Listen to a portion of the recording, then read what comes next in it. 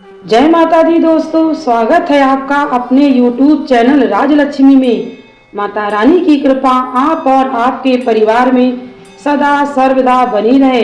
दोस्तों, इस वीडियो में मैं कामिका एकादशी के महत्व एवं कथा के बारे में बताऊंगी।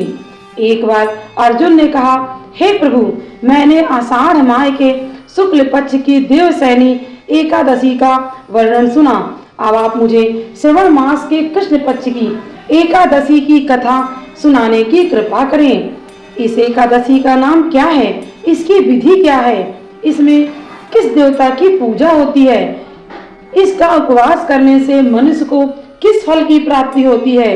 भगवान श्री कृष्ण ने कहा, हे श्रेष्ठ धनुर्धर, मैं श्रवण मास की पवित्र एकादशी की कथा सुनाता हूँ, ध्यान पूर्वक सुनो। एक बार इस एकादशी की पावन कथा को भीष्म पितामह ने लोक हित के लिए नारद जी से कही थी।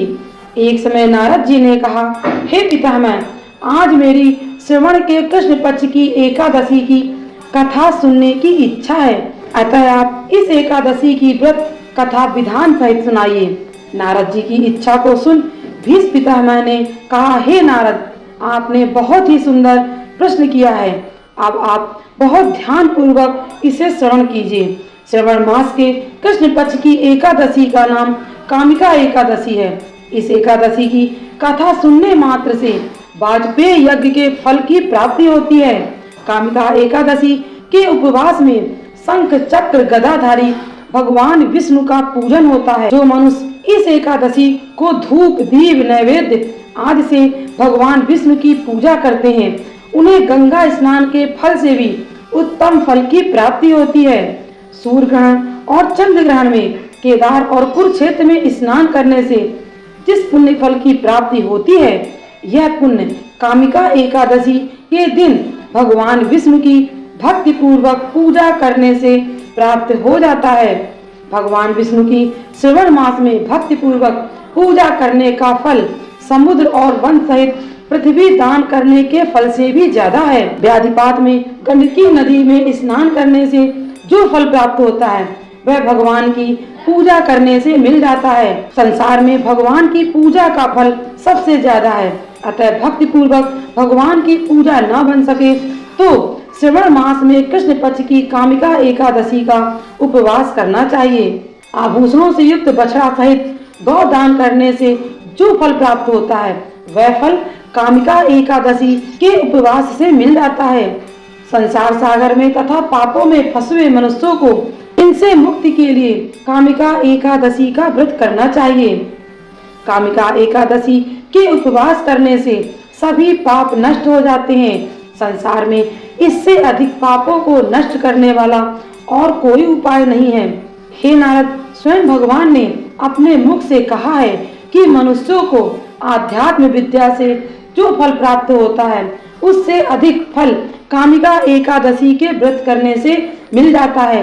इस उपवास के करने से मनुष्य को न यमराज के दर्शन होते हैं और न ही नरक के कष्ट भोगने पड़ते हैं, वह स्वर्ग का अधिकारी बन जाता है। जो मनुष्य इस दिन तुलसी दल से भक्ति पूर्वक भगवान विष्णु का पूजन करते हैं, वे इस संसार सागर में रहते हुए भी इस प्रकार अलग रहते हैं, जिस प्रकार कमल का पुष्प जल में रहता हुआ भी जल से अलग रहता है। तुलसी दल से भगवान श्री हरि का पूजन करने का फल एक बार स्वर्ग और 4 बार चांदी के दान के फल के बराबर है। भगवान विष्णु रत्न मोती मणि आदि आभूषणों की अपेक्षा तुलसी दल से अधिक प्रसन्न होते हैं। जो मनुष्य प्रभु का तुलसी दल से पूजन करते हैं, उसके सभी पाप नष्ट हो जाते हैं। हे नारद जी, मैं भगवान की अति प्रिय श्री तुलसी जी को प्रणाम करता हूँ। तुलसी जी के दर्शन मात्र से मनुष्य के सभी पाप नष्ट हो जाते हैं और शरीर के स्पर्श मात्र से मनुष्य पवित्र हो जाता है। तुलसी जी को जल से स्नान कराने से मनुष्य की सभी यम यातनाएं नष्ट हो जाती हैं। जो मनुष्य तुलसी जी को भक्ति पूर्वक भगवान के श्री चरण कमलों में अर्पित करता है, उसे मुक्ति मिलती है। तो अब मैं तुम्हें कामिका एकादशी की कथा को सुनाता हूँ, तो उसे ध्यान पूर्वक सुनो। एक गांव में एक वीर क्षत्रिय रहता था। एक दिन किसी कारणवश उसकी ब्राह्मण से हाथापाई हो गई और ब्राह्मण की मृत्यु हो गई। अपने हाथों मारे गए ब्राह्मण की क्रिया उस क्षत्रिय ने करनी चाहिए, परंतु पंडितों ने उसे क्रिया में शामिल होने से मना कर दिया। ब्राह्मणों ने बताया कि तुम पर ब्रह्म हत्या का दोष है, पहले प्रायश्चित कर इस पाप से मुक्त हो, तब हम तुम्हारे घर में भोजन करेंगे। इस पर क्षत्रिय ने पूछा कि इस पाप से मुक्ति होने का क्या उपाय है। तब ब्राह्मणों ने बताया कि श्रवण माह के कृष्ण पक्ष की एकादशी को भक्ति भाव से भगवान श्रीधर का व्रत एवं पूजन कर ब्राह्मणों को भोजन करा के दक्षिणा के साथ आशीर्वाद प्राप्त करने से इस पाप से मुक्ति मिलेगी। पंडितों के बताए हुए तरीके से क्षत्रिय ने उसी प्रकार किया। भगवान श्री हरि ने क्षत्रिय को दर्शन देकर कहा कि तुम्हें ब्राह्मण हत्या के पाप से मुक्ति मिल गई है। इस व्रत के करने से ब्रह्म हत्या आदि के सभी पाप नष्ट हो जाते हैं और इस लोक में सुख भोग कर प्राणी अंत में विष्णु लोक को प्राप्त करता है। इस कामिका एकादशी के महत्व के श्रवण व पाठन से मनुष्य स्वर्ग लोक को प्राप्त करता है। बोली विष्णु भगवान की जय, बोली माता महालक्ष्मी की जय। आगामी व्रत एवं त्योहारों के लिए राजलक्ष्मी चैनल को सब्सक्राइब करना ना भूलें। तो मिलते हैं आपसे अगले वीडियो में, तब तक के लिए नमस्कार।